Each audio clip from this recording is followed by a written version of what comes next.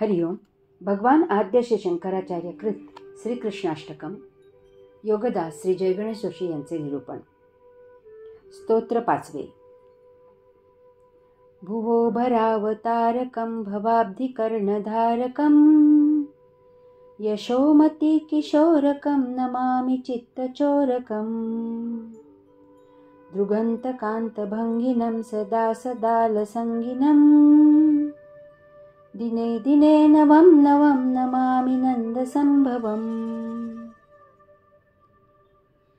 अवतार धारण करून भूभार हलका करणाऱ्या, भवसागराचे सुकाणू हाती असलेल्या, कुशाग्र बुद्धिमत्तेमुळे बालपणापासून यशवंत असलेल्या, चित्तहरण करणाऱ्या श्रीकृष्णाला मी नमन करतो. ब्रह्मांडामध्ये सर्वोत्तम गुणांचे मूर्तिमंत उदाहरण असलेल्या, सदा सर्वदा साक्षात परमदैदिप्यमान असलेल्या, प्रतिदिनी नवनवीन टवटवीत असलेल्या, आनंदाच्या मूलभूत उत्पत्तीचे कारण असलेल्या श्रीकृष्णाला मी नमन करतो. भुवो भरावतारकम, अवतार धारण करून भूभार हलका करणाऱ्या. भुव, भू म्हणजे धरणी, भर भार वजन ओझे, अवतार घडी पुन्हा नव्याने घालणे. भगवान आद्य श्री शंकराचार्यांनी श्रीकृष्ण अवतार धारण करून भूभार हलका करतो असे श्रीकृष्णाचे वैशिष्ट्य म्हणून सांगितले आहे. खायला कार आणि धरणीला भार अशी आपल्यात एक म्हण आहे. एखाद्याने खा खायचे, परंतु आशाचा उपयोग मात्र काहीही नाही. आशाचे शारीरिक वजन तेवढे वाढते. यामुळे आशाच्या वजनाचा भार धरणीला विनाकारण पेलवावा लागतो. आपण जेव्हा एखादी गोष्ट किंवा वस्तू जवळ बाळगतो, तेव्हा ती आपल्याला आज नाही तर पुढे भविष्यात उपयुक्त असते म्हणूनच बाळगतो. विनाकारण कोणी काहीही बाळगत नाहीत. एखादी वस्तू शौक म्हणून जरी बाळगली तरी ती बाळगणाऱ्याला मानसिक समाधान देत असते. पृथ्वीवर वजनदार अशी दगडधोंडे माती असते. त्यांचा वनस्पतींना अन्न किंवा आधार म्हणून, किंवा मानवाला घर बांधायला म्हणून, किंवा असाच या दगडधोंडे माती त्यांचा काही ना काही स्वरूपात भरपूर उपयोग होतो. जमिनीमधील खनिजे खाऊन वनस्पती सृष्टी वाढते.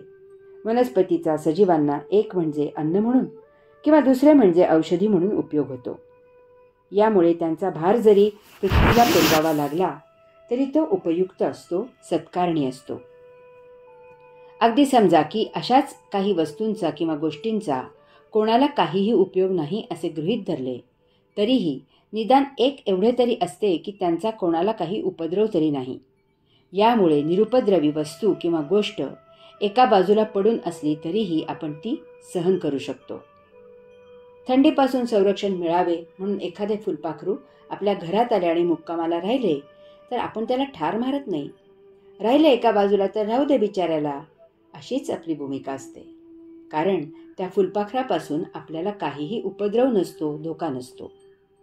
परंतु जर आपल्या घरात माशा, ढेकूण, डास, उंदीर किंवा तत्सम कोणी शिरले की आपण हात धुवून त्यांच्या मागे लागतो आणि कसेही करून त्यांचे घरामधून उच्चाटन करतो. तसे होईपर्यंत आपल्याला चैन नसते, कारण त्यांच्यामुळे आपल्याला रोगराईचा प्रश्न निर्माण होतो. आपण आजारी व्हायची शक्यता आणि भीती असते. आपण असा धोका घ्यायला तयार नसतो. येथे काही गोष्टी, काही वस्तू अशा काही आहेत की त्यांचा कोणाला ना कोणाला तरी त्रास होतो, उपद्रव होतो. त्यांच्यामुळे कोणाचा तरी छळ होतो. त्यांचा अशांना वैताग येतो. अशांचा इतरांना धोका असतो. अशांमुळे इतरांना जिणे नको होते.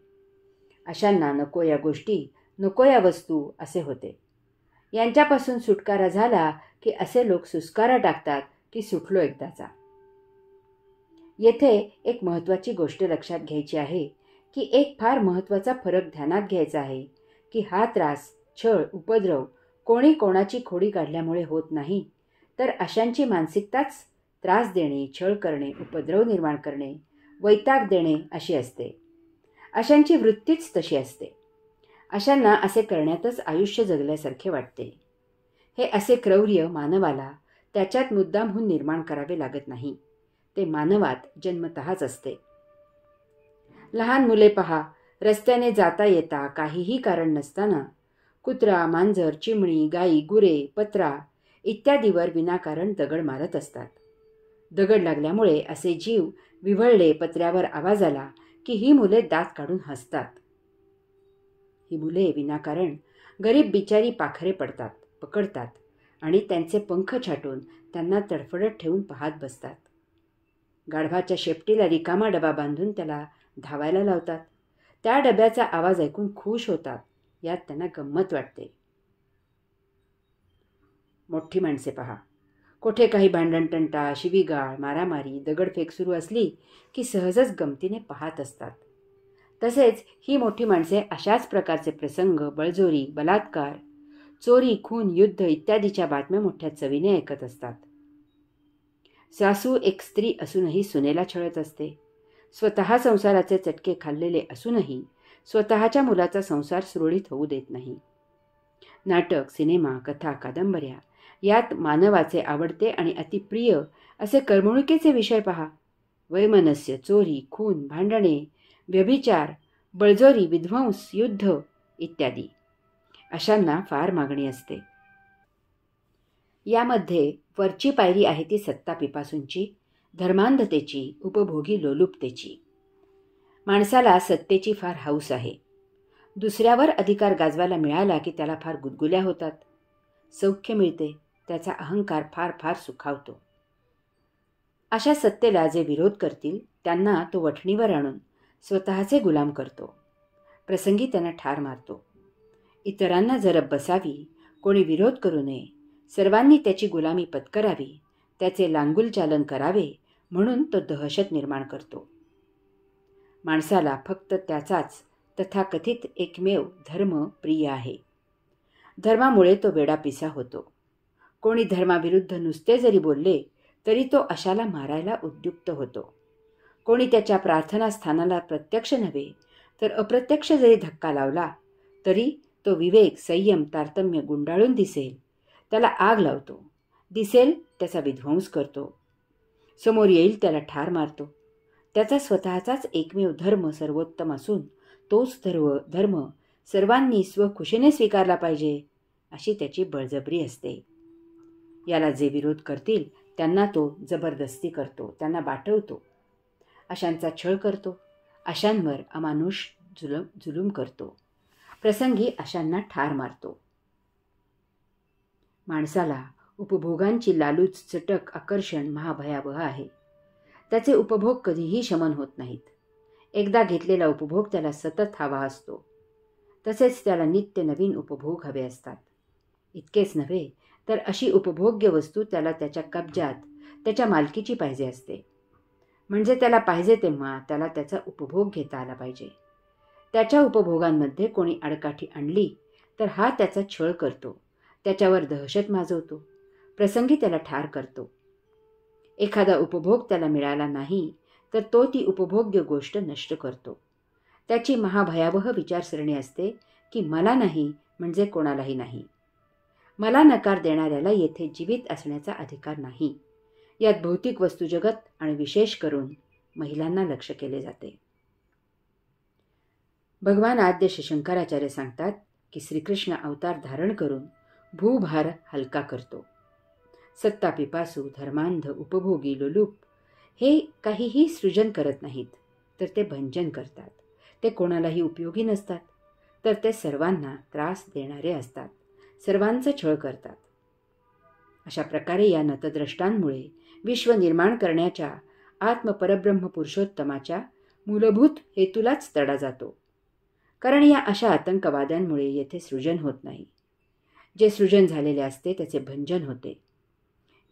येथे भगवंताचा महिमा गायला जात नाही, तसे करणाऱ्याचा छळ केला जातो. येथे समाधान, आनंद, कैवल्य असत नाही. येथे न्याय, नीती, धर्म असत नाही.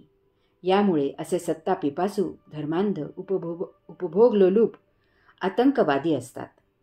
यामुळे या ओळीच्या निरूपणाच्या सुरुवातीला सांगितल्याप्रमाणे असे लोक भूमीला भार असतात, जड होतात. म्हणून भगवंत श्री गीतेत घोषणा करतात, यदा यदा हि धर्मस्य ग्लानिर्भवति भारत अभ्युत्थानमधर्मस्य तदात्मानं सृजाम्यहम् परित्राणाय साधूनां विनाशाय चतुष्कृतां धर्मसंस्थापनार्थाय संभवामी युगे युगे. भारता, जेव्हा जेव्हा धर्माचा ऱ्हास होऊ लागतो, अधर्माची वृद्धी होते, तेव्हाच मी येथे अवतार धारण करतो. साधू सज्जनांचे रक्षण करण्यासाठी आणि दुष्कृत्य करणाऱ्या दुष्टांचा विनाश करण्यासाठी, तसेच धर्माची पुनर्स्थापना करण्यासाठी मी युगायुगातून एखाद्या वेळी येत असतो. योगदासांच्या भगवद्गीता बोध या पुस्तकामधून. पुरुषोत्तम येथे श्रीकृष्ण म्हणून अवतार धारण करतो आणि अशांना ठार करतो, अशांचा निप्पात करतो, सज्जनांचे रक्षण करतो, न्याय नीती धर्म याची पुन्हा स्थापना करतो. या योगे भूमीला अशा आतंकवाद्यांचा भार सोसावा, बाळगावा, पेलवावा लागत नाही. भूमी सुस्कारा सोडते की नष्ट झाले एकदाचे नतद्रष्ट. श्रीकृष्ण एवढ्यावरच थांबत नाही, तर तो मानवामधील ही सत्तापिपासू, धर्मांध, उपभोगी लोलूप इत्यादी वृत्ती समूळ नष्ट व्हावी, यासाठी भगवद्गीतेद्वारे फार मोलाचा उपदेश करून सर्वांना धर्माचा, न्यायाचा, समाधानाचा, तृप्तीचा, आनंदाचा, मुक्तीचा, कैवल्याचा मार्ग दाखवतो. तसेच भविष्यात कोणी असा नतद्रष्ट निघाला तर त्याच्यावर उपाय करायला शिकवतो. पुढे हेही बजावतो की त्याला संपूर्ण ब्रह्मांडाचा कारभार पाहायचा आहे. प्रत्येक वेळी प्रत्येक ठिकाणी त्याला यायला जायला सवड होणार नाही. तेव्हा गीता वाचा, त्यामधील तत्त्वज्ञान ज्ञात करा आणि त्याप्रमाणे आचरण करा. येथून पुढे त्याची वाट न पाहता अशा दुर्जनांची, नतद्रष्टांची, आतंकवाद्यांची पुरती वाट वासलात लावा. इतकेच नव्हे तर गीतेच्या शिकवणुकीमधून येथे श्रीकृष्ण स्वरूप मानव तयार झाले पाहिजेत. आता येथून पुढे भगवंत श्रींना त्रास द्यायचा नाही. त्यांना ब्रह्मांडाचा कारभार पाहायचा आहे. हे काम प्रभू विभूचे आहे हे ध्यानात घेऊन श्रीकृष्ण स्वरूप मानव तयार झाले पाहिजेत. यास्तव श्रीकृष्णाचे भजन करावे. भगवान आद्य शंकराचार्य सांगतात, अवतार धारण करून भूभार हलका करणाऱ्या श्रीकृष्णाला मी नमन करतो.